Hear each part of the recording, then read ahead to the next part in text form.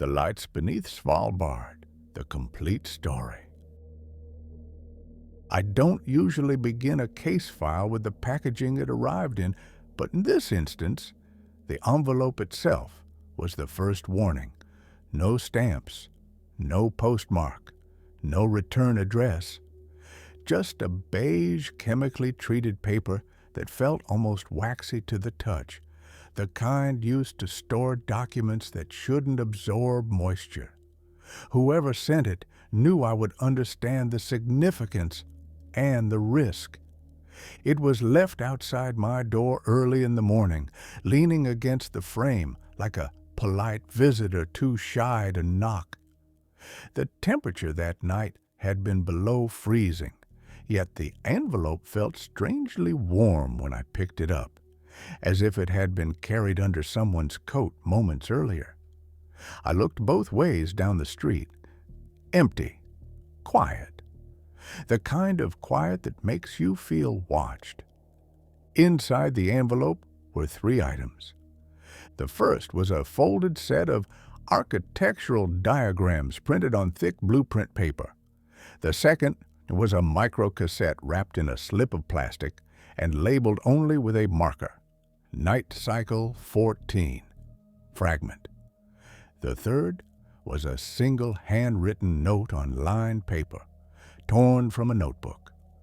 4 words: do not open the lower shaft. No signature. But the handwriting was steady, deliberate. No tremor of panic. Whoever wrote it believed this warning to be a simple fact.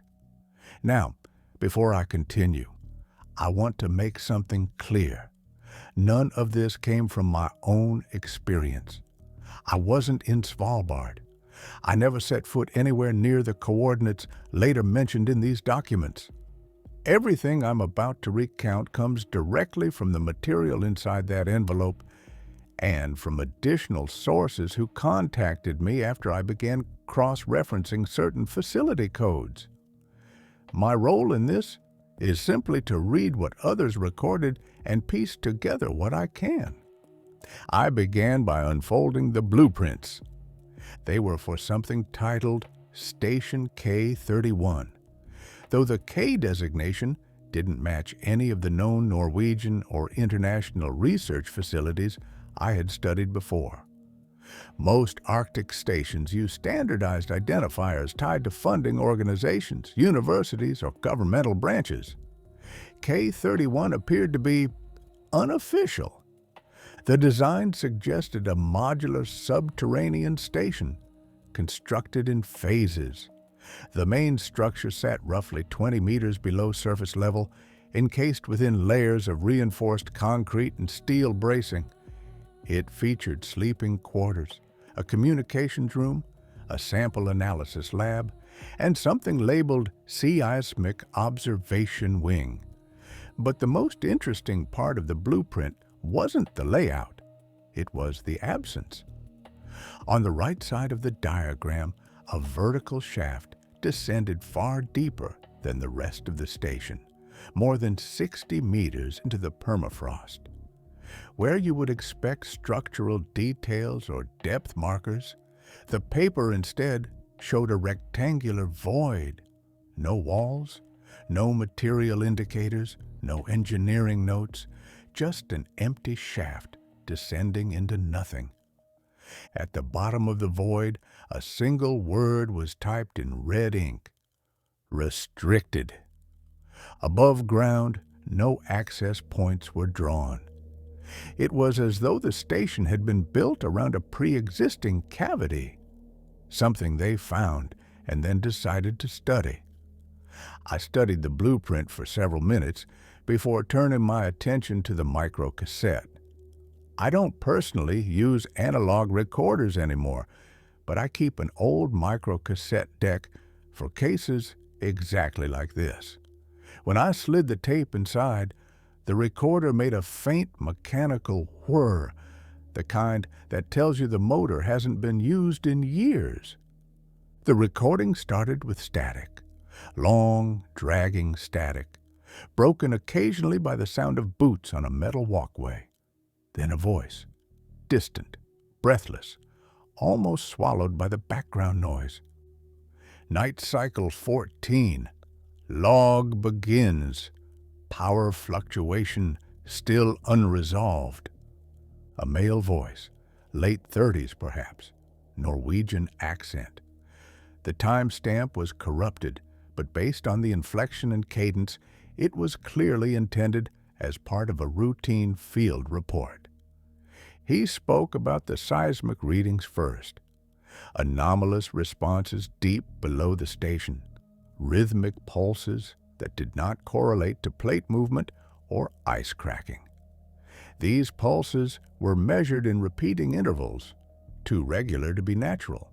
The team believed it might be a form of subglacial water movement at first, but the thermal readings contradicted that theory.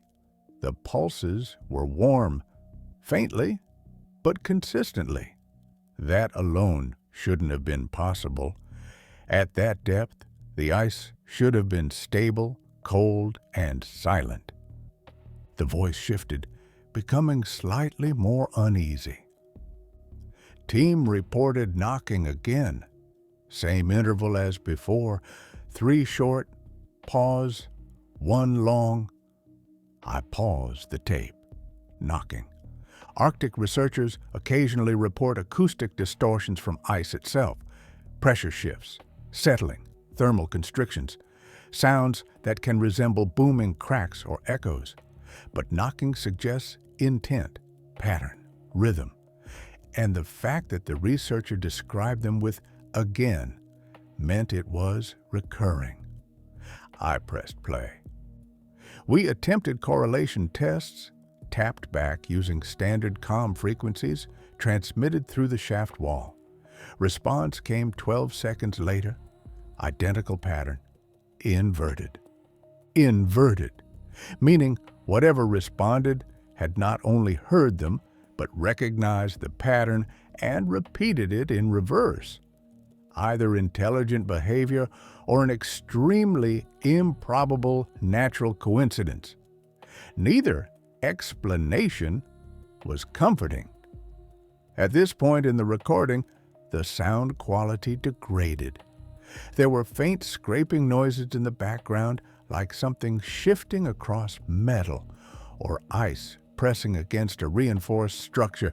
The tape hissed. The man, breathing heavily, continued, "Light seen again, faint blue, lower shaft, instructed to postpone descent until structural team verifies." The recording cut off abruptly, followed by a few seconds of silence, then a loud, sudden knock. Not static, not distortion. A hollow, resonant knock, as though something struck metal from the inside of a confined chamber. Another knock followed, then a third, perfectly spaced. If you've ever been in a quiet room where someone knocks on a wall, you know that feeling, the physical vibration more than the sound itself. Even through old analog tape, the knocks carried a weight that unsettled me more than I care to admit. The tape clicked. End of side. I leaned back and looked again at the blueprints, at the empty shaft, at the warning note. Do not open the lower shaft. Whatever was inside that void, the team had tried to study it, tried to provoke a response, and something responded. I placed the tape aside and unfolded the final sheet tucked inside the envelope. A printed page from a research log, partially redacted. It described unusual thermal anomalies detected beneath the station, including a spike in subsurface luminosity, a glow, that did not correspond to any geological explanation. Words like bioluminescent and unknown energy profile were scribbled in the margins. Someone had circled a line in thick pen. Structure beneath ice appears dynamic. Not alive, not moving. Dynamic. A careful, deliberate word. The log ended with an unfinished sentence. we cannot determine whether it is reacting to us or anticipating us. The pen stroke trailed off mid-letter. At the bottom of the page, an unsigned note had been added. Next descent scheduled after night cycle 15. There was no mention of night cycle 15 in the envelope. I stared at the documents for a long time. The blueprint, the warning, the tape with its hollow, deliberate knocks. Someone had gone to great effort and great risk to make sure I saw this. But before I could even begin forming a hypothesis of what happened at Station K31, I needed more context. And as it turned out, context was already on its way to me. Because later that evening, just after sunset, another envelope appeared at my door. This one was heavier, and it wasn't warm. It was ice cold. The second envelope arrived with a quiet tap against the door, light enough that I might have missed it had I not been sitting close. When I opened the door, the air outside bit at my skin. The envelope on the ground was stiff, almost brittle from the cold, and coated with a fine layer of frost, as though it had been left outside far longer than the few minutes I'd heard movement in the hallway.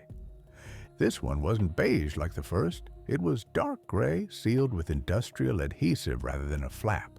No handwriting, no warnings on the outside, only a serial number printed in faded red ink. K31/DS02/ARCHIVE. Inside were more documents, tightly folded, and a thin data chip in a small plastic case. The chip looked military, rugged, black casing, a label half scoured off by wear. Before examining the chip, I spread the papers across my desk. They appeared to be internal memos from Station K31, or perhaps transcripts compiled for later review. Most were formatted as official communication logs, but patches of text had been redacted with thick black ink. Whoever did the redactions did them by hand, something I always find more ominous than digital censorship. A human being had personally decided that I shouldn't read those particular lines. The first memo began with a date, 2nd February, though the year was smudged. A header followed. Subject: First Descent, Lower Shaft Access.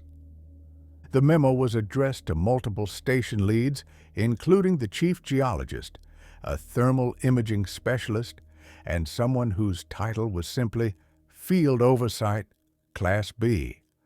I've never seen Class B assigned to anyone outside covert operations. That alone made me pause. The memo described the absence of structural hazards around the upper portion of the lower shaft, so long as the descent team stayed within designated support corridors. But the deeper sections, the ones near the 60-meter mark, had shown unexpected deformation of the shaft walls. That's the polite way of saying the ice was warping in ways that didn't make sense. I read the opening paragraph several times. Taken at face value, it described nothing more than a routine inspection of a subsurface anomaly. But the mid-page notes, written in pen, not printed, told a different story. One handwritten annotation read, "Cracks glowing again. Blue intensity increased." Another, "Thermal signature stable at -30 degrees Celsius. Glow unaffected by temperature." That did not align with any known natural phenomenon. I turned to the next page. It was a transcript of radio correspondence during the descent team's preparation. Lead technician, lowering platform confirmed operational, audio channel stable. Begin when ready. Descent team, member 1, copy, visual feed engaged, marking entry. After that, the transcript shifted into observational notes. The descent team described narrow walls of solid ice that had begun to refract light. Not reflect, refract, as in bending it, scattering it. That was strange enough. But then came a line that had not been redacted, perhaps by mistake. Blue light source not visible. Appears embedded deeper than ice thickness. The phrase, embedded deeper than ice thickness, stuck with me. If the glow was coming from within the ice, but deeper than the physical boundary of the ice wall, then the researchers weren't observing light. They were observing something that represented light without following physical rules. As I read, I tried to picture it.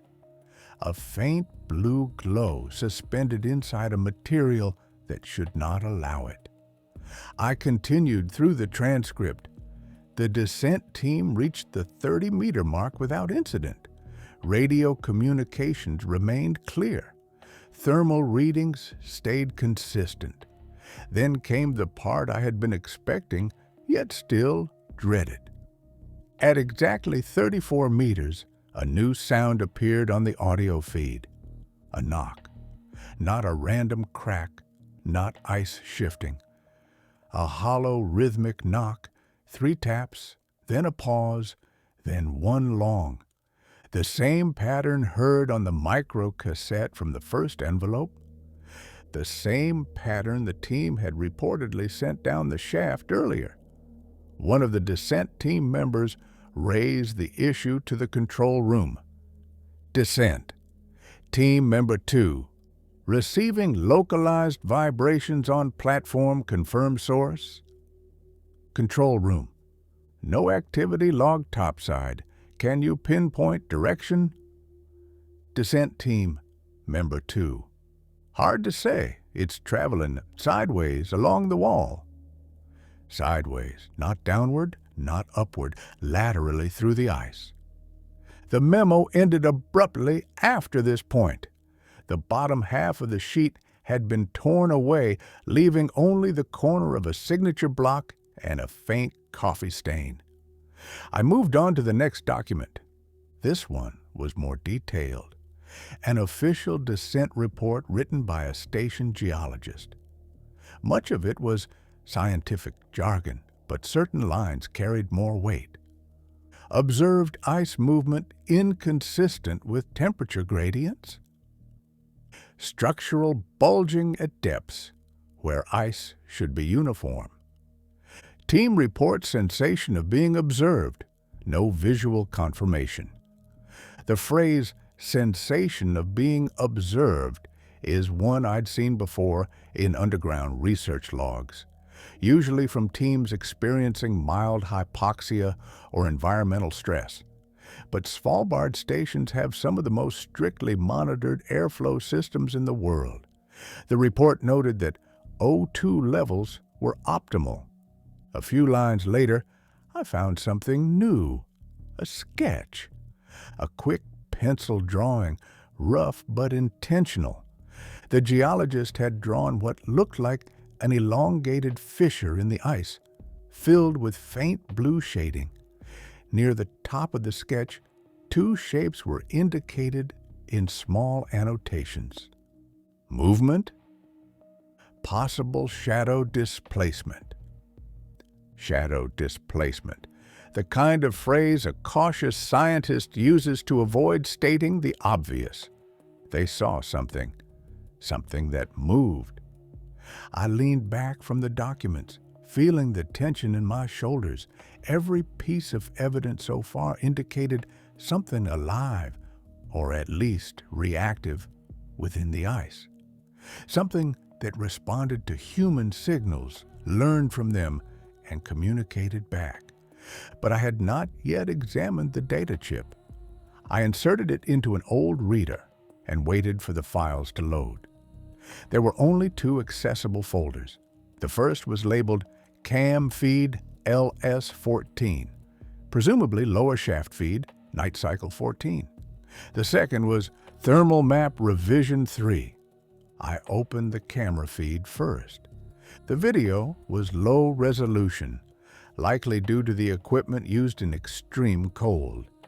The frame showed the descent platform, metal grating surrounded by ice walls illuminated by floodlights. The ice looked clearer than expected, almost glass-like at certain angles. For the first few minutes, nothing happened. The platform descended slowly. The noise of machinery echoed. Then, around the timestamp 002144, the feed flickered. Not mechanical interference. Something passed between the lights and the ice wall. A distortion, a ripple, as though the ice itself momentarily shifted. The platform continued lowering. At 002301, I saw it. A faint glow through the ice, blue-white, pulsing gently like a heartbeat. It wasn't coming from a crack, it was deeper, buried within a mass of ice where no light should be.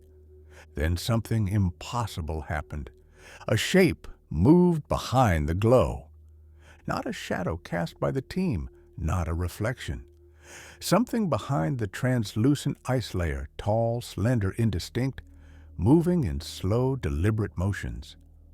I paused the video and replayed it several times. The shape wasn't clear, but the motion was undeniable. And then came the audio. 3 knocks, soft but precise. I felt my skin tighten. I turned up the volume. A 4th knock followed, long, resonant, exactly the pattern described in the earlier logs. The descent team froze. One of them raised a gloved hand toward the ice as if reaching for the source of the sound. Before they could touch it, the feed cut again, this time with a distorted screech of audio like metal tearing. The file ended there. The second folder, the thermal maps, only confirmed what the video suggested. There was an organic warmth beneath the ice, not enough to melt it, but enough to radiate a detectable signature. The anomalies were labeled transient, meaning mobile, meaning moving. At the bottom of the last page of the memo, a handwritten line had been added in the same neat script as the earlier warning note. The first descent was not a failure. It was an invitation. I read that sentence twice, then 3 times. Whatever was beneath the ice was not only responding, it wanted them to come closer, and someone at the station obeyed. I have a habit of organizing case material chronologically, but with Station K31 that turned out to be more difficult than usual. The documents, recordings, and images I received were clearly taken from different phases of the project, shuffled, copied, and smuggled out in no particular order. Some were labeled, some were not. Some contradicted each other. But there was one anchor point that kept appearing: Night Cycle 32. The phrase surfaced in memos, in scribbled notebook margins, in the file directory of a corrupted drive image, and in a partially erased heading on a debrief transcript. Whatever happened on that night cycle was important enough that multiple people tried to write it down, and someone else tried just as hard to erase it. The third batch of material arrived not by envelope this time, but in a small cardboard box. No markings, no tape, just folded shut. It had been left in the same place as the previous deliveries, outside my door, as if my doorstep had become a designated dead drop.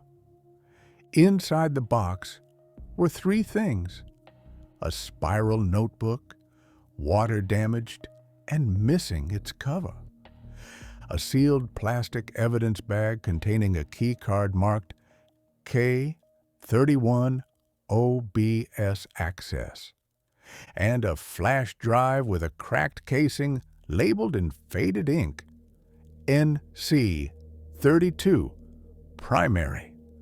The keycard, sadly, was only symbolic by the time it reached me. The station it once opened access to may no longer exist, or at least may no longer be reachable. But the notebook and the drive were enough. The notebook pages were warped and clumped together from moisture, but still legible.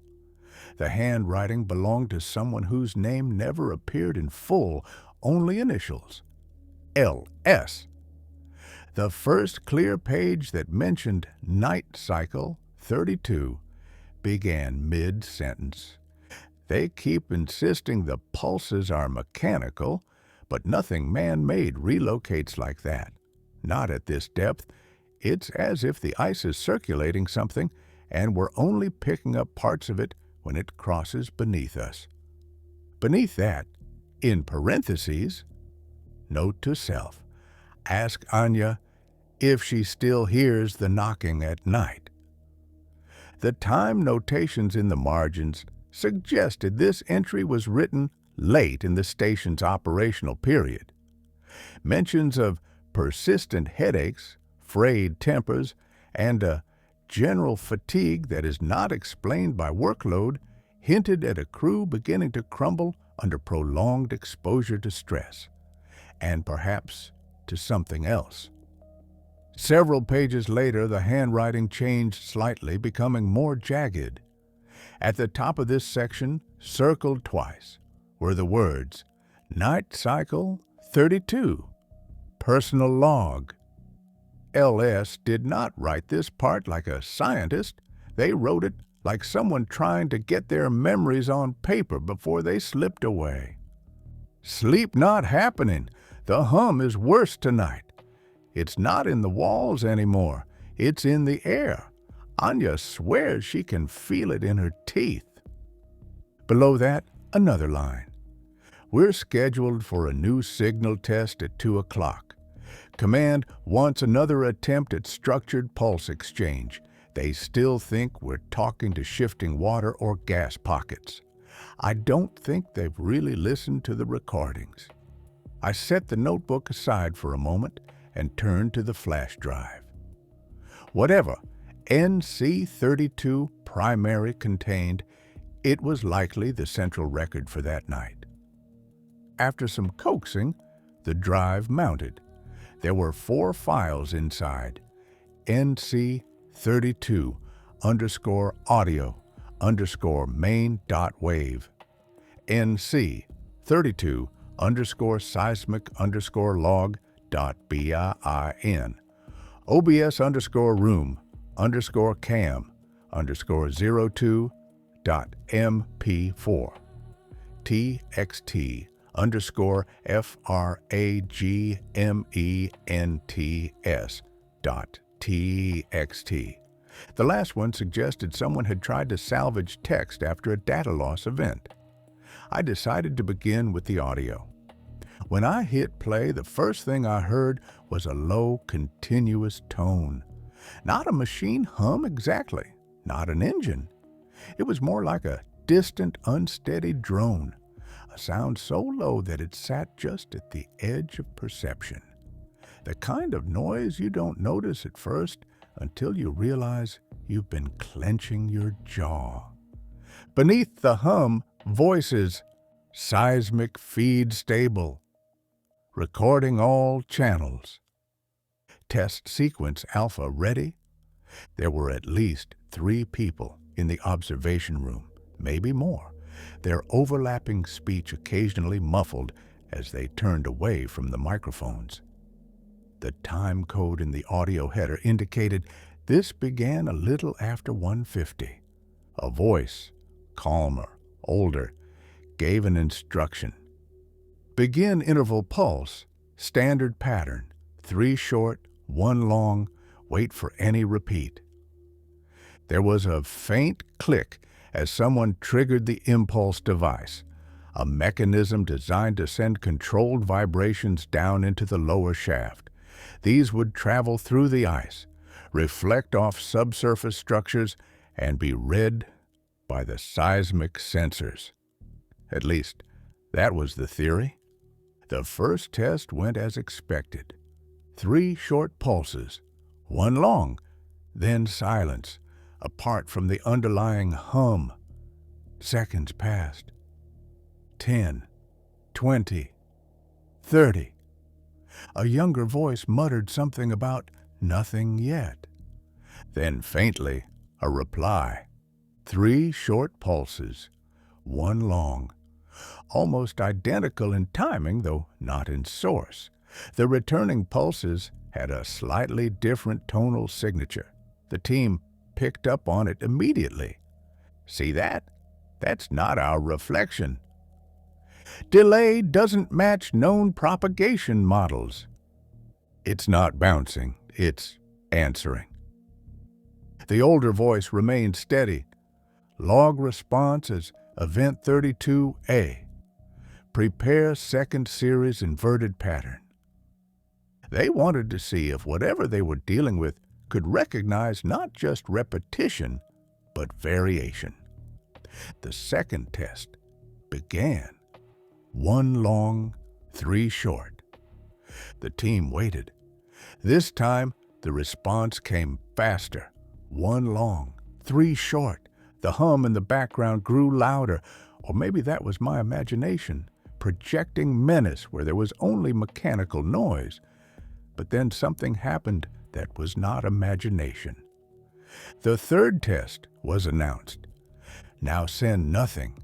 Do not transmit. I repeat, do not transmit. We wait and see if it initiates. Silence. No pulses were sent. For several seconds, the audio log contained only the hum and the faint rustle of clothing and equipment. And then 3 short pulses, 1 long. Unprompted, no signal had gone down the shaft. No mechanical impulse had been triggered topside. Yet something below transmitted the exact pattern back to them. One of the technicians swore under their breath. Another said, "It responded before we tapped." On the notebook page, that line had been underlined 3 times. I replayed that moment several times, listening carefully. There was no click from their machinery before the pulses, no sign they'd accidentally activated it. The seismic response had come entirely on its own. At that point in the recording, the atmosphere in the observation room changed. The voices grew quieter, more cautious. A decision had been made, not stated out loud, but audible, in the way people stepped more lightly, as if afraid of being overheard. The older voice again, "All right, no further active pulses. Passive observation only. See what it does, unaided." They wanted to know how this thing, whatever it was, behaved when left alone. A long stretch of audio followed. At first, nothing much happened. The background hum persisted. Occasionally, there were faint, irregular tremors, the usual noise of ice under stress. The team murmured to each other in half sentences. Someone yawned. Someone else checked a monitor. Then at around 2:23, the tone of the seismic channel altered. Not louder, but richer, layered. Instead of clear, spaced pulses, there came a steady ripple of micro-vibrations. Not random, structured. They rose and fell in amplitude, forming a pattern so rapid that it was nearly indecipherable to the human ear. A technician remarked, "It's increasing frequency. That's not random noise anymore." Another voice, "Run it through the pattern filter, see if anything matches." There was a pause as someone switched systems, then a soft exclamation. "It's mirroring the last 10 minutes of our own signals, compressed." Later analysis notes in the TXT_FRAGMENT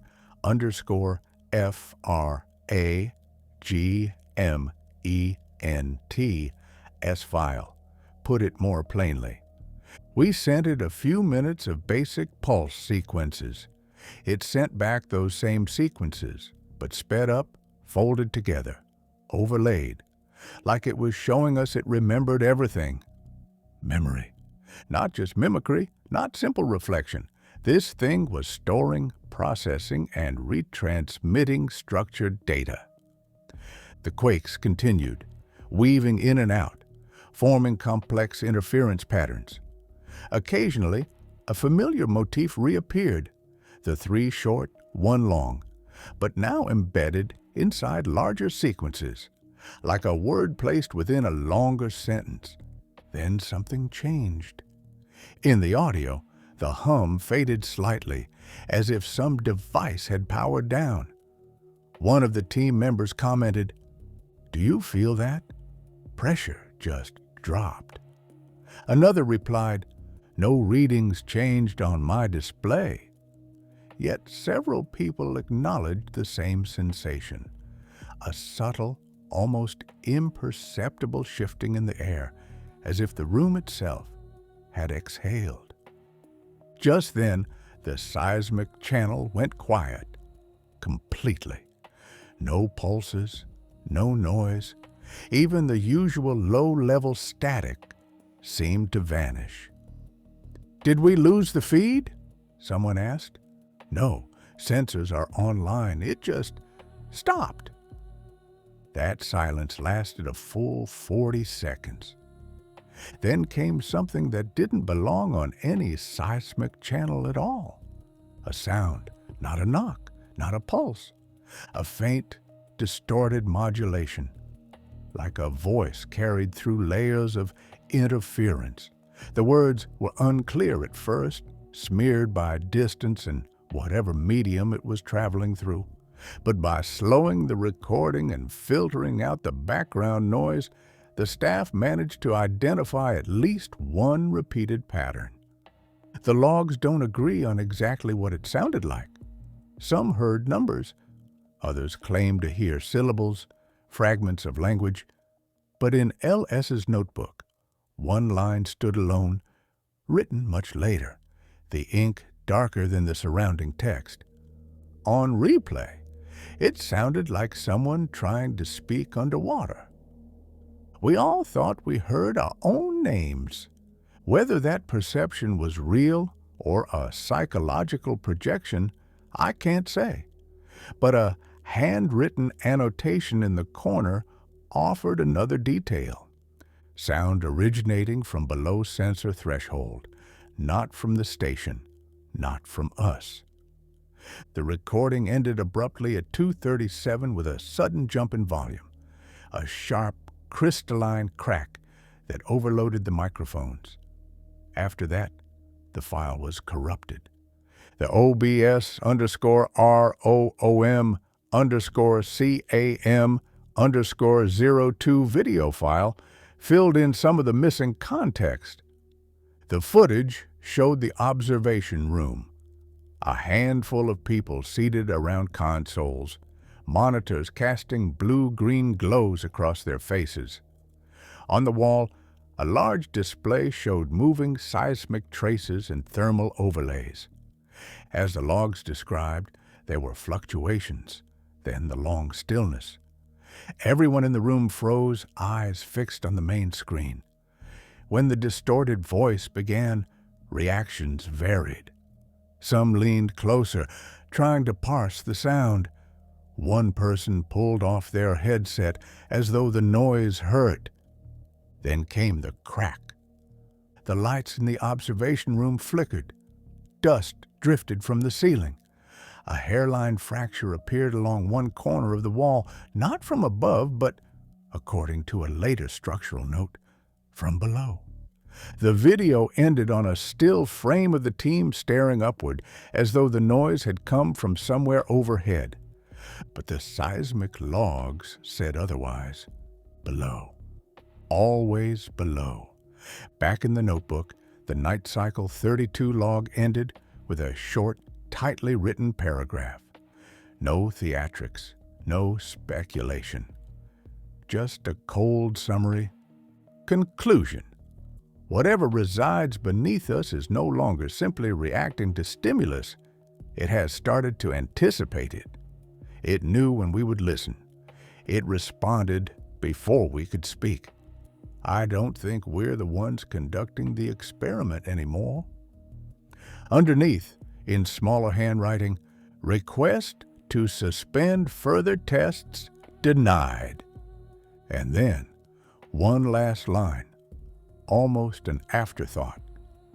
They want us to go down there again.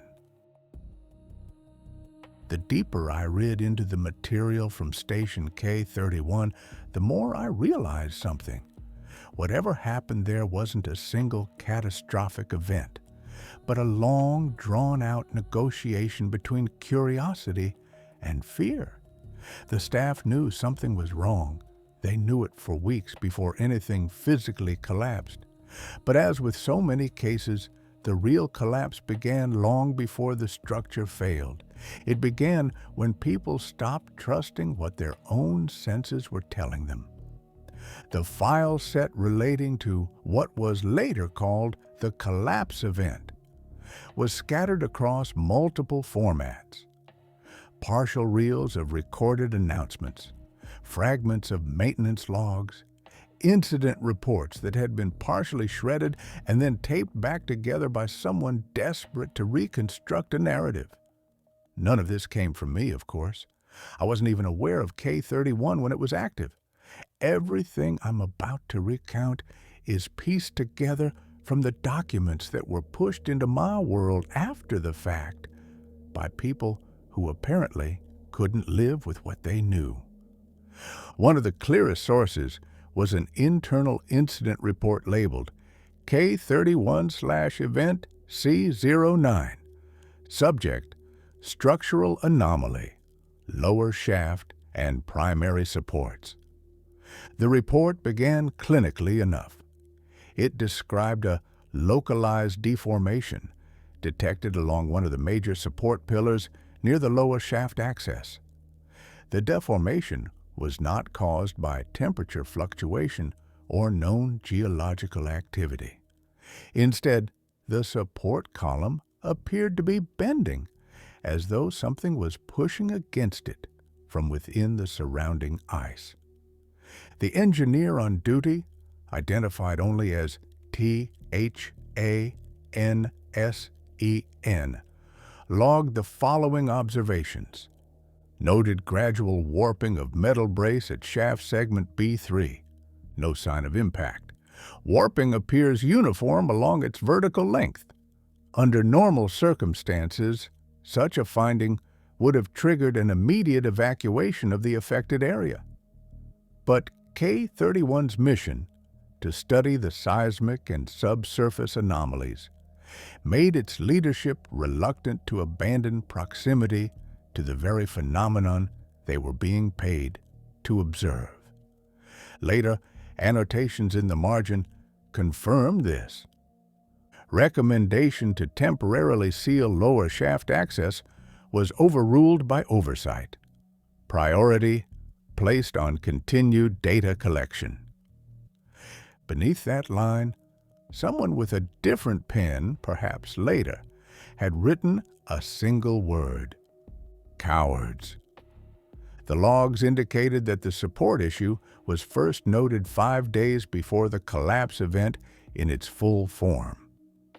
During those 5 days, several other anomalies were recorded. The first came from the station's internal environmental sensors. Air pressure in certain corridors began fluctuating slightly, not enough to cause physical harm, but enough that staff complained of ear popping and a constant feeling of descending in an airplane cabin. These fluctuations did not match any external weather pattern. They were happening underground, in sealed spaces, as though the pressure inside the station itself were being subtly manipulated.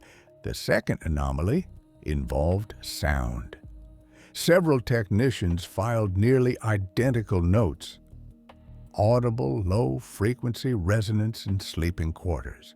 Source unknown. Humming persists even after power reduction to non-essential systems. Sound seems stronger near lower shaft entrance. One note from a medic added, increased reports of insomnia, nightmares, and anxiety. Some staff claim to hear knocking patterns in the middle of the night. No corresponding mechanical source identified. Knocking again. But now, not only through the lower shaft, it was traveling into their living spaces. I turned to the next set of documents, a sequence of maintenance logs and security alerts generated over a 36-hour window leading up to the collapse event. Each log captured a single moment in a slow-motion disaster. At 3:12, a structural sensor at support point F2 registered a minor shift. Within tolerance, the system flagged, but nudged upward from previous readings. At 5:48, the same sensor reported a slightly stronger deviation. By 9:23, 3 different supports, all located along the same side of the lower shaft, registered coordinated stress increases. A technician wrote, pattern suggests outward pressure, as if something below is pushing horizontally rather than vertically. No tremors recorded topside to explain this. That phrasing, as if something below is pushing, appeared in multiple logs. The staff were trying to stay objective, but their fear was leaking through.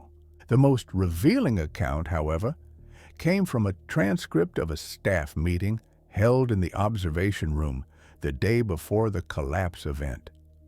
The meeting had been recorded automatically by the station system.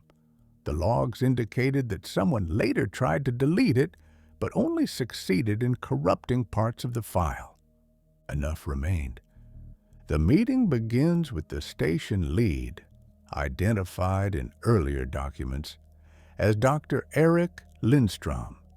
We have 3 separate issues that might be connected. Structural deformation at B3, pressure anomalies, and the amplified pattern behavior during night cycle 32. We cannot treat these as isolated incidents anymore. A younger voice, possibly one of the seismic analysts, responded, the entity, or whatever we're measuring, has changed its behavior. We used to have to prompt it. Now it initiates. It's anticipating our observation windows. That's not environmental noise. Another voice, firm. We are not using the word entity in official reports. The exchange continued for several minutes, hovering between scientific caution and unspoken dread. Finally, a different technician spoke up, her voice shaking slightly. I woke up last night and I knew it was below me. Not abstractly, not I'm on top of a shaft. I felt it down there, like when someone is standing in the hallway outside your door and you know they're listening. That's not just stress. There was a long pause on the recording. Then Dr. Lindstrom again. We don't have the authority to abandon. You know that. We can request intervention, but until command approves anything, we maintain operations. Someone muttered, at least log that we asked. The meeting ended without resolution. According to the timeline, the collapse event began less than 24 hours later. I moved to the dedicated incident log. The first entry was marked with a time stamp, 0117. Alert, localized tremor detected at lower shaft segment C1. Magnitude low, duration 3.2 seconds. All systems nominal. At 1:34, alert, repeated tremor at C1 and B3. Harmonic pattern observed. Audible vibration detected in corridors near observation wing. A short, terse note was appended by a human operator. This doesn't feel like natural tremor. Pattern is too clean. By 1:51, the logs became more urgent. Priority alert. Seismic resonance building at lower shaft. Readings do not match known glacial movements. Vertical impulses increasing. Recommend staff clear non-essential personnel from lower access. That recommendation for once was followed. Several staff were moved away from the shaft and into the upper dormitories. But crucially, the observation team remained. Their job was to watch, and they did. The audio from the observation room that night is difficult to listen to for long, not because of any one dramatic moment, but because of the slow, relentless escalation of the sound. It begins with the now familiar hum, then the pulses. Not the orderly test patterns of earlier nights, but rapid, irregular bursts, like someone knocking frantically on multiple doors at once. The seismic graphs translated these into jagged spikes, dancing wildly across the display. One technician whispers, "It's not trying to talk to us anymore, it's just beating on the walls." The hum deepens. A metallic creak is heard. Thin at first, then louder. Something is bending. A voice on the recording.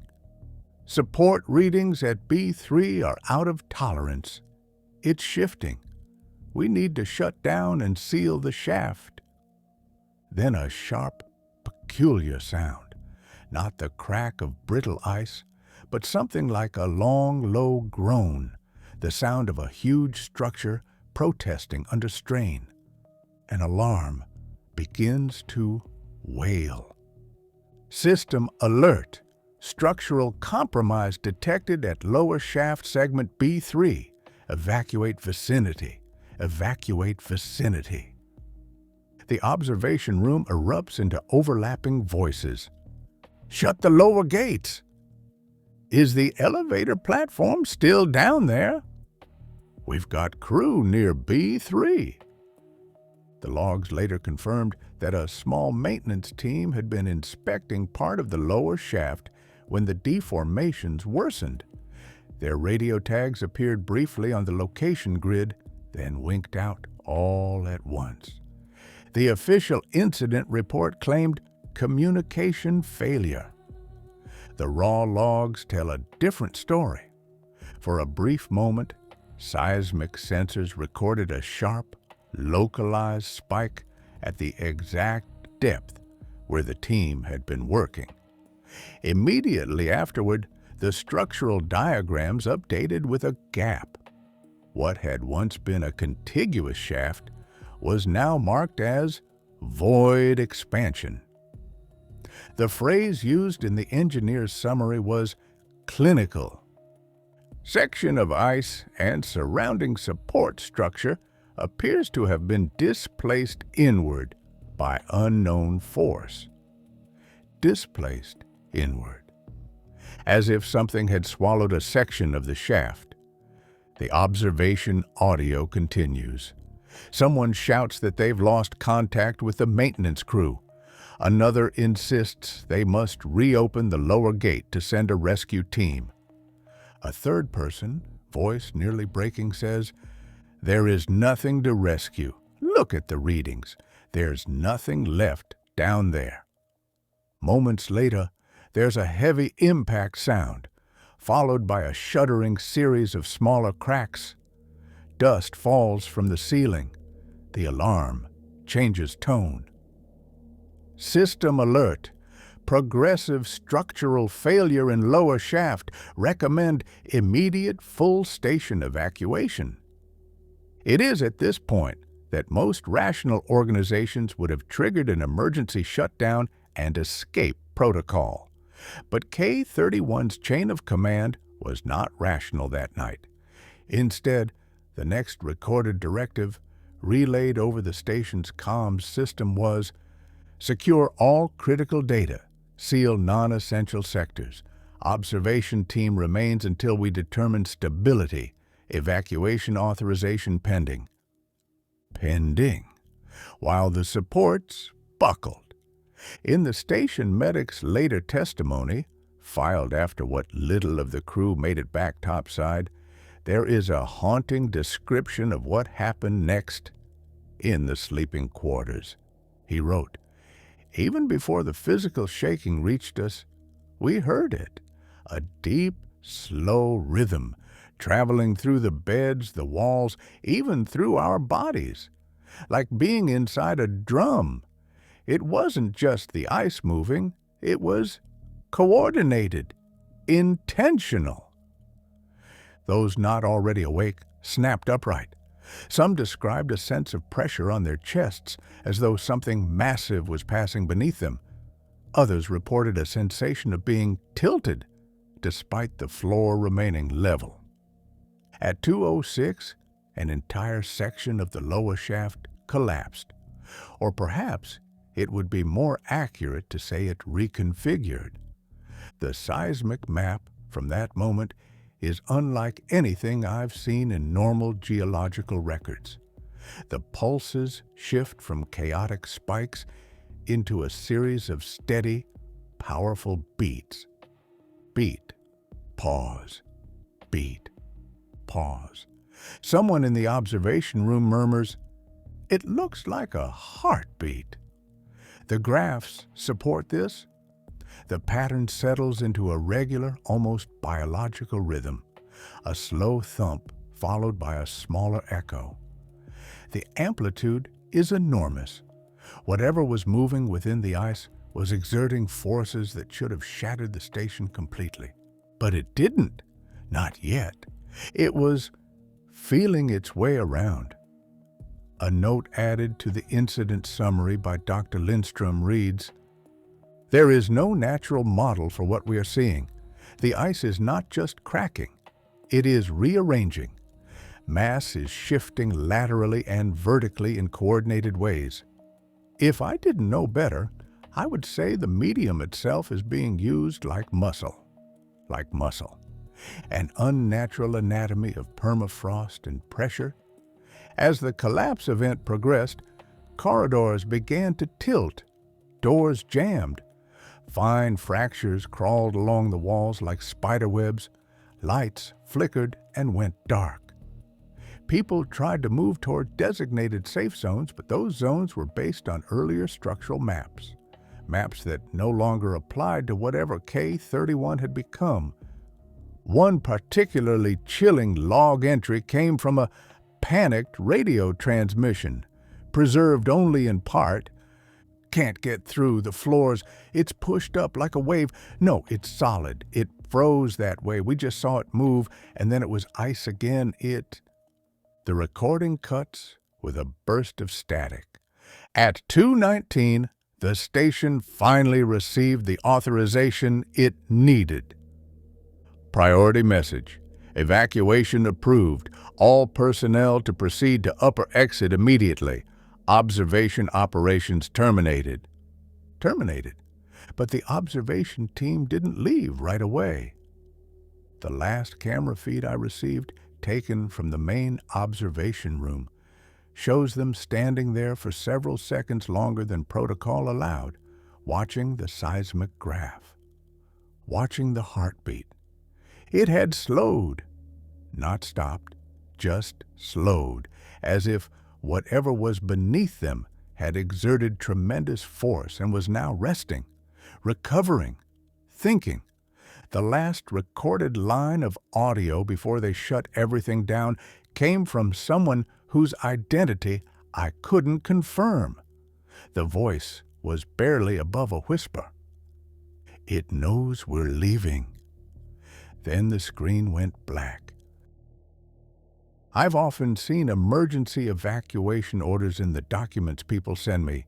Disaster alerts, evacuation protocols, abandoned facility scripts, but none quite like the one issued at Station K-31. Most evacuation orders are either panic-stricken or bureaucratic. This one was something else. It read as though the people who wrote it were trying very hard not to admit what they'd already realized. The danger wasn't outside the station. The danger was the station. The collapse event was already underway when the command order came through at 2:19. Structural warnings flashed across the upper levels. Several corridors were already distorted beyond use, and a section of the lower shaft had either caved in or been consumed, depending on which report you choose to believe. The first document in this portion of the case was labeled Evac Priority /K 31/Order 7-Red. The text was short, direct, and heavily redacted. All personnel not essential to observation operations are to evacuate immediately to Surface Point A. Observation team to secure critical data and follow once safe. Maintain radio contact at all times. Avoid lower shaft adjacent corridors due to structural instability. Beneath this directive, someone had scribbled in pencil, "Radio contact won't matter. Nothing can hear us over the hum." The author didn't sign, perhaps out of fear or shame. One thing was clear from the gathered materials. The station's population had already been divided. Those near the sleeping quarters and research labs who received the order early, and the observation crew who remained to collect data until the very last minute. The next item in the file was a recovered segment from the station's overhead speaker system. The audio was degraded, but with some enhancement, the following could be made out. Attention all staff. This is a 7-Red directive. Move to primary evacuation routes. Bring no equipment not essential to life support. Assist others. Remain calm. The usual authoritarian calm one hears in emergency recordings. But then the speaker crackled and another, very different sound bled through. A deep, rolling vibration, like something dragging a massive weight across stone. Someone in the background whispered, "It's below us again." The announcement resumed, as though the station itself was struggling to hold control. The panic begins. The logs indicate that as the first group began moving toward the upper exit, conditions deteriorated rapidly. Crew members described the floor shifting under their feet, not dramatically, but subtly, like standing on a floating platform brushing up against a dock. One survivor's statement, included in a medical debrief, described it this way: "We weren't walking on a floor anymore. We were walking on something alive pretending to be a floor." Another wrote, "The ice bulged beneath the walkway. I swear I saw it rise like something swelling inside a skin." These weren't hallucinations. The station's own structural monitors recorded vertical displacement, small but constant, traveling beneath the hallways as crew moved through them. The displacements followed them like ripples, as if something sensed motion above and mirrored it below. The first casualty report of the evacuation had nothing to do with a collapse. A technician attempting to cross corridor H3 fell suddenly when the floor shifted upward by almost 10 centimeters, caught her foot, and threw her sideways into a steel bulkhead. She never regained consciousness. It was one of many similar injuries that night. A common theme appears in multiple reports. The station wasn't failing, it was rearranging. The blue light spreads. As the crew moved upward, more individuals reported seeing the same pale blue glow threaded through fissures in the walls. What had previously been confined to the deep lower levels was now appearing closer to living areas. One document, a field note written hastily in bold pen, states, "The glow isn't light. It isn't illuminating anything. It's like it's inside the ice but not shining outward." Another frightened annotation on a different page. "Shapes behind the walls, moving, slower now. Watching?" That word, watching, recurs throughout the testimonies. The crew were beginning to believe the entity beneath the ice wasn't merely reacting to seismic pulses anymore. It was aware. It recognized movement, heat signatures, maybe even sound. The most chilling account came from a pair of engineers who attempted to access a maintenance corridor on the north wing. The corridor was unlit. Power fluctuations had already shut down half the station's lighting, but their handheld lamps illuminated the crystalline surface ahead. The engineer's testimony reads, "The ice wasn't clear before. Now it was almost transparent. You could see trapped bubbles, fractures, old tool marks. But then something long moved behind the wall, like a person, but stretched. When my light touched the wall, it stopped moving. Then it waited for my light to leave." This was not a hallucination. Both engineers reported the same sight. Neither was willing to move through that corridor. They doubled back and found another route, one that collapsed less than a minute after they passed through. The hum grows stronger. Just after 2:40, the underlying hum that had plagued the station for nights began to fluctuate in unpredictable ways. The frequency rose, dropped, then rose again, shifting like a breathing pattern growing uneven. A late entry in LS's notebook described it like this: "It feels like the hum is trying to match our footsteps. When we stop, it stops. When someone speaks loudly, the hum rises. If I didn't know better, I'd say it's listening." This interpretation wasn't universal. Some staff insisted the hum was nothing more than resonance caused by environmental stress and structural deformation. But even the most skeptical technician wrote, "The hum was directional tonight, coming from the corridor ahead, not the shaft, as if whatever was below us has moved." The missing team. As the evacuation progressed, attention turned to the maintenance crew that had been in the lower shaft during the initial collapse. Their location signal had disappeared earlier in the night, and now attempts to reach them by radio were met with only static. Efforts to access their last known location were thwarted by shifting ice and structural anomalies. One attempted rescue route ended at a corridor whose walls had pinched inward like a narrowing throat. A report states, "The metal framework was bent inward uniformly, not crumpled, bent. That kind of pressure requires intelligence or design."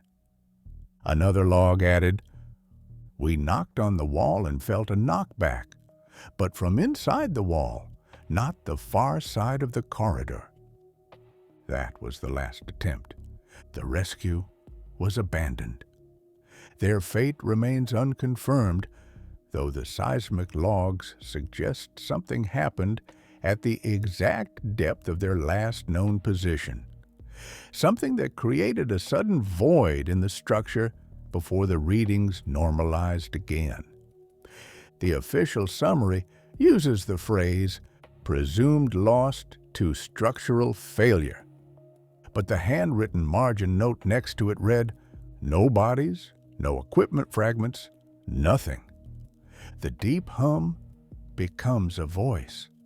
One of the most disturbing pieces of evidence in this packet was an audio fragment recorded by accident. A crew member carrying a portable recorder forgot to shut it off during the evacuation. In the background of the recording, between footsteps, ragged breathing, and distant structural groans, another sound is faintly audible. A layered vibration, rhythmic, rising and falling almost like speech. Spectral analysis from a later lab, not the station's own, revealed a repeating pattern buried inside the noise.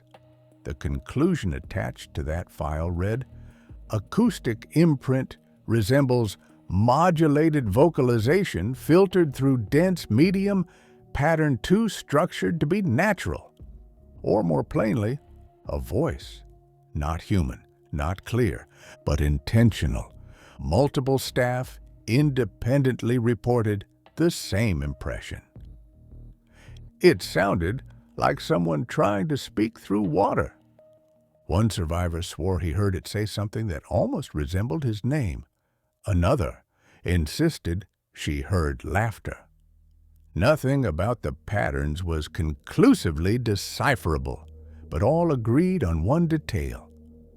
The sound grew louder whenever someone spoke loudly or ran, like it was following their attention or feeding on it. The final corridor. By the time most staff reached the final junction leading to the surface access, the station was no longer recognizable. Walls were bulging outward in some places, inward in others. Some sections of ceiling were stretched taut, like a tent pulled too tight. Ice patterns swirled in unnatural spirals, and the blue glow permeated everything. A witness statement described the final approach. The corridor ahead of us shifted, actually shifted. We watched it move.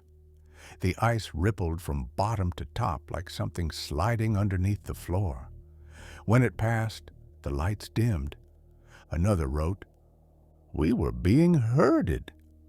It's unclear whether that interpretation was psychological or literal, but given the subsequent evidence, I cannot dismiss it. What the logs do confirm is that several observation team members remained behind even as the others pushed toward the exit. Their final task was to secure the last batch of seismic data and bring it topside. Which brings us to the moment that closes this episode, a moment preserved in the last intact text message issued from K31 before external communication cut off entirely. It was sent from the observation room at 2:57, just as the team prepared to leave. The message contains a single chilling sentence. It's not under the ice anymore. The next transmission attempt failed. Communications went dark, and the station's exterior sensors recorded one more seismic event, originating not from below the station, but from above it. The documents I received about what happened after Station K31's evacuation do not come from the station itself. They come from somewhere far more controlled, far more secretive, and, judging by the formatting, far more accustomed to containing disasters than preventing them. The sixth packet I received contained only one document, but it was thick. Nearly 40 pages of transcribed testimony, research notes, and redacted evaluations. It had been stapled together without a cover, as if torn from a larger report. Across the top of the first page, stamped in fading red ink, "Debrief, Observer Survivor, 01/Glassroom 4. Below that, location undisclosed, date withheld. Classified Level 5. The debrief transcript was divided into multiple sections: environmental assessment, psychological evaluation, incident chronology, and something labeled simply subjective impressions. That last section was almost entirely redacted. Only one survivor was interviewed in the glass room. Only one made it back from the observation team. His designation throughout the document was OS-01, no name, no identifying details. But from his vocabulary and technical fluency, I gathered he was either a seismic analyst or a systems technician. Everything I'm about to recount comes from that transcript and its margins, where someone else, with a steadier hand and a sharper fear, had added clarifications. The glass room. The transcript begins with a description of the interrogation chamber. It's rare for these documents to include environmental notes, which suggests the interviewer or the overseeing authority wanted a clear sense of the subject's mental state. OS-01 describes sitting in a room made of reinforced composite panels with a one-way viewing surface on the far wall. It felt cold, but the air was warm, humid, like the room was breathing on me. When asked to clarify, the survivor said, "The walls looked wet. They weren't, but they looked it. I kept thinking if I blinked, the surface would ripple." The interrogator did not respond to this. The interview begins. Early questions. The safe part. At first, the debrief reads like any ordinary post-incident review. Interviewer: state your role at Station K31. OS-0. Seismic observation and structural response analysis. Interviewer: last assignment before evacuation. OS-0. Monitoring feedback patterns from lower shaft sensors, cataloging deviations. We'd just begun correlating the night cycle 32 responses with the harmonic divergence seen earlier in the week. On the next page, an annotation appears beside this answer. He underplays knowledge. Probe further. This suggests OS-01 was not telling them everything, not immediately. The interviewer pressed on. The shift in the ice. The technician explains the sequence of events leading up to the final hours in the observation room. He notes, the ice began to move more freely after the earlier collapse. Whatever stress held it rigid before was released, but instead of settling, it started flowing, not melting, flowing. The interviewer asks what he means. OS-01 elaborates. If you take clear gelatin and press your hand into it, the whole mass shifts slightly. Now imagine something much larger doing that through reinforced ice. That's what we saw. The ice wasn't cracking randomly, it was deforming around something moving through it. The transcript notes the interviewer paused here for 7 seconds. Then, interviewer: you believe the movement was caused by a living organism? OS-0. I don't know what I believe, but I know what I saw on the thermal maps.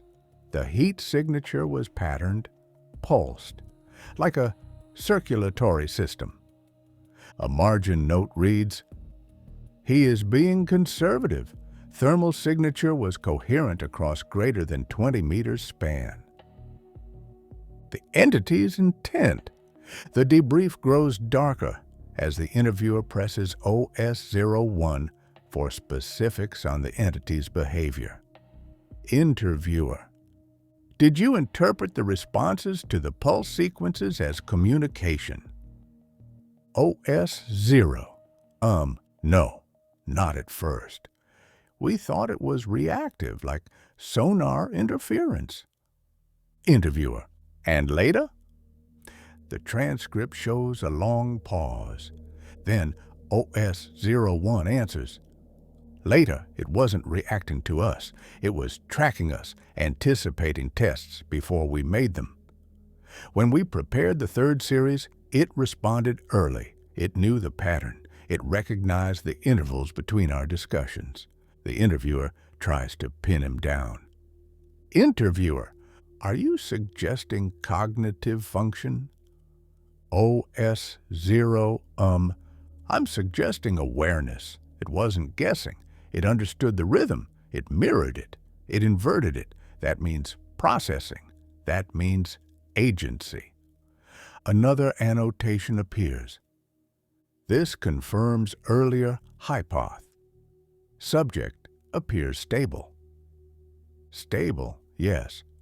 But his words grew more strained as the testimony continued, the moment it watched them. I turned the page. This section, like many others, had been partially redacted. But what remained was chilling. The interviewer asked, "Interviewer, describe your final visual contact before evacuation." OS-01 hesitated.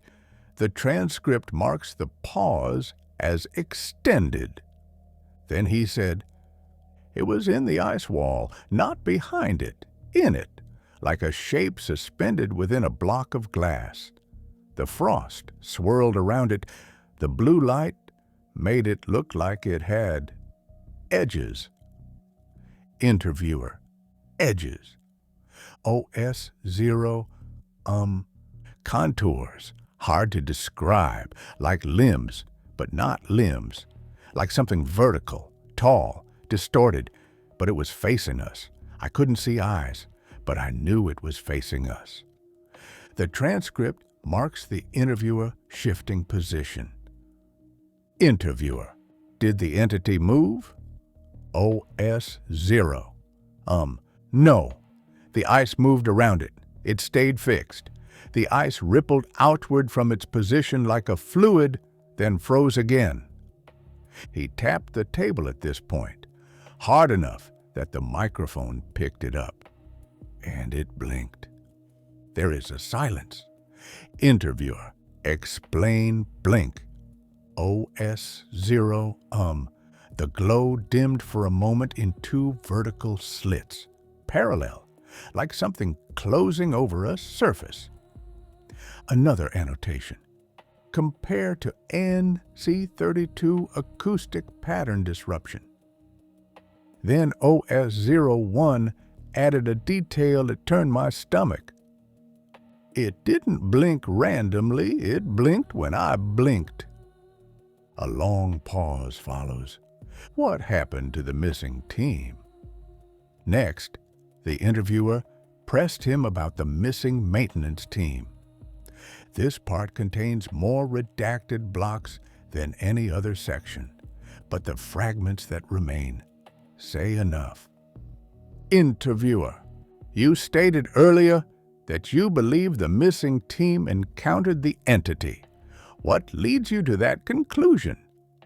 OS-0, we tracked their radio beacons until they reached the base of the shaft. Then, there was a shift in the seismic readings. A void appeared where there shouldn't have been one. The interviewer asks, "Interviewer, collapse?" OS-0, no, not collapse. Displacement. The mass moved inward, like something enveloped it. Interviewer, enveloped? OS-0, like a fist closing around air. A note in the margin reads, "This matches Field Report C09. Lost crew unlikely to be recoverable." The entity leaves the ice. The final portion of the interview is where the transcript becomes most fragmented and most horrifying. The interviewer asks OS-01 about the crew's final moments in the observation room, right before the last recorded seismic pulse. His answer appears uninterrupted. "We thought it was below us, but when the hum changed, everything vibrated upward, not from beneath, from above. The ceiling trembled. Frost fell like snow." Interviewer, you're saying the entity was emerging? OS-0, no. I'm saying it was already out. Another pause. Interviewer, where? OS-01's answer is written in plain, unembellished text. In the walls, in the ceilings, in the corridors, anywhere there was ice. The distinction between inside and outside stopped mattering. It moved through the ice like current through wire. And then, more quietly, we were inside its body. The interviewer tries to regain control. Interviewer: describe the final seismic event. OS-01 responds, it was a pulse, stronger than any before, but not from below. The sensors registered it above the station, something massive shifting weight. The interviewer asks, where exactly? The survivor replies, surface level, moving south. The next line is entirely redacted, but the margin note is not, consistent with exfiltration trajectory. What the survivor saw last. Near the end of the transcript, the interviewer asks one final question. Interviewer: what is the last thing you remember before reaching the surface? OS-01 answers without hesitation. The blue light leaving, like a ribbon pulling through the ice ahead of us. It wasn't fleeing, it was clearing a path. It didn't care about us anymore. Interviewer: why not? The answer is simple, too simple, because it was done with the station. The final page contains only one more line, not from the survivor, not from the interviewer, a supervisor's closing note. Recommend immediate containment protocols. Entity is mobile. Southward progression confirmed. Further sightings likely. By the time I reached the materials that made up the 7th and final episode of this case, I realized something that unsettled me far more than the documents themselves. The narrative didn't end at Station K31. The station was simply the last place where people tried to contain the phenomenon. Everything that follows in this episode, every recording, every annotation, every fragmented log, makes one thing painfully clear. The entity that once moved beneath the ice did not die in the collapse. It left. The last packet I received was delivered not to my door, but slipped through the mail slot in the middle of the night. No envelope this time, just a plastic evidence sleeve containing a miniature reel-to-reel audio tape and 2 sheets of paper, each torn from a larger binder. The tape was labeled in block letters, K31 NC Final, spectral recording.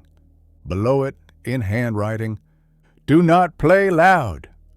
The meaning of that warning became clear later. But first, I unfolded the papers. The field note, aftermath. The first page appeared to be a summary drafted by a field investigator sent to inspect the remains of Station K31. The investigation took place 4 days after the collapse event. The summary begins: primary access tunnel compromised, lower shaft inaccessible, ice formations unrecognizable from original structure. Station appears partially absorbed into surrounding permafrost. The investigator's notes grow more frantic in tone as the summary continues. Thermal imaging reveals heat residuals not consistent with human presence. Directed streaks in ice walls running south along structural grain. A margin note, residual trails, migration indicators. On the second page, no remains found of missing personnel, no equipment fragments, no structural debris corresponding to lost sections. Absence of material suggests displacement rather than destruction. Displacement, the same word used earlier in the logs. Whatever took the missing crew did not crush them, it moved them. Whether alive or not, No remains were recovered. The last official line on the page reads, "Recommend suspension of further facility visits until environmental stability confirmed." But beneath that, in different handwriting, one more line had been added. Stability, not the issue, it left. What the final recording was, the real centerpiece of this final packet, was the mini reel-to-reel tape, easily the most disturbing artifact in the entire case. It contained the last known recording captured at Station K31, recovered from one of the observation devices found partially encased in ice near the surface exit. The tape was marked NC Final, indicating it was part of the night cycle recordings, but its exact timestamp was ambiguous. The ink was smudged as though someone had tried to erase or obscure the numbers. I threaded the tape through a handheld player I used strictly for archival work. The moment the tape started moving, I understood the warning. This recording was not meant to be played at high volume, not because it's loud, but because the low-frequency tones inside it are deeply, instinctively disturbing. They sit in a range the human nervous system does not handle well. The recording begins with absolute silence, the kind you only hear deep underground when the world above is distant and irrelevant. Then, very faintly, the familiar hum emerges, but not the wandering hum of previous nights. This hum is steady, calm, purposeful. A human voice breaks through, shaky but clear. This is "I don't know who will find this."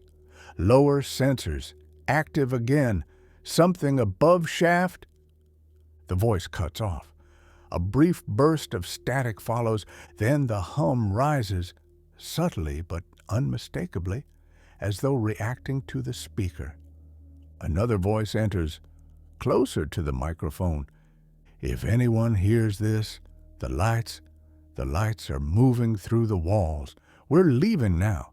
If system logs survive..." The tape distorts violently. For several seconds, the recording becomes a jumble of seismic interference and distant cracking. But beneath the noise, there is a rhythmic pulse. Deep, slow, heavy. A heartbeat, a scrape of metal, a gasp. Footsteps running, a whispered voice, "It's above us!" A second voice, "That's impossible!" A sound interrupts him. A crack, sharp, crystalline, like a sheet of ice splitting open from the inside. The pulse grows stronger, not pounding, just steady, like something enormous shifting weight. The recorder picks up a distant rushing sound, not wind, not machinery, something fluid moving where nothing fluid should exist. Then a third voice comes through, close enough that his breath hits the microphone. "It's in the walls. Move now." The next 10 seconds of the tape are corrupted, but a faint pattern emerges under spectral analysis. 3 short pulses, 1 long, the same pattern used in the early communication tests. Only now, the sound is not coming from a seismic instrument. It reverberates through open air. Someone shouts, "It's not underground, it's on the surface." And then, a noise I cannot adequately describe. A deep, resonant displacement, like an entire glacier shifting forward a meter in one breath. The recorder trembles. The microphone distorts. The hum surges into a layered vibration that almost forms a syllable.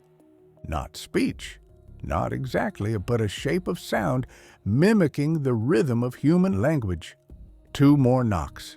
Light, deliberate. Someone whispers, "It learned our signals." Another replies, "No, it knew them before." The collapse intensifies, not falling stone, but ice reconfiguring, twisting in unnatural spirals.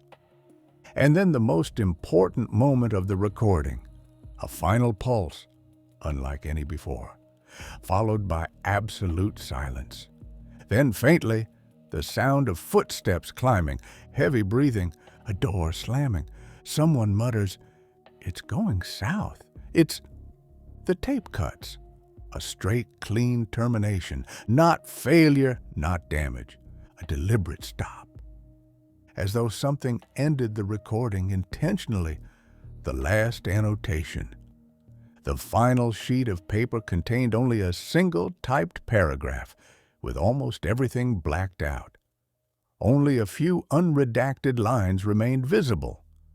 Entity movement confirmed on surface track. Directional vector consistent with migratory trajectory. Estimated velocity exceeds expected permafrost resistance.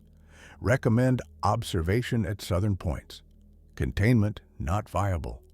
Below that, handwritten, "It passed the station." It didn't care about us. We were never the destination. And at the very bottom, almost an afterthought, it moved south. The note wasn't addressed to anyone. It wasn't signed. It was written for whoever found it or whoever needed to know that the story wasn't finished, not by a long shot. Because whatever was buried beneath the ice of Svalbard, whatever answered the knocks, whatever learned to mimic human signals, it chose to leave the ice. It chose a direction. It chose motion, and the last known measurement of its trajectory suggested one simple, terrifying truth. Svalbard was only its starting point.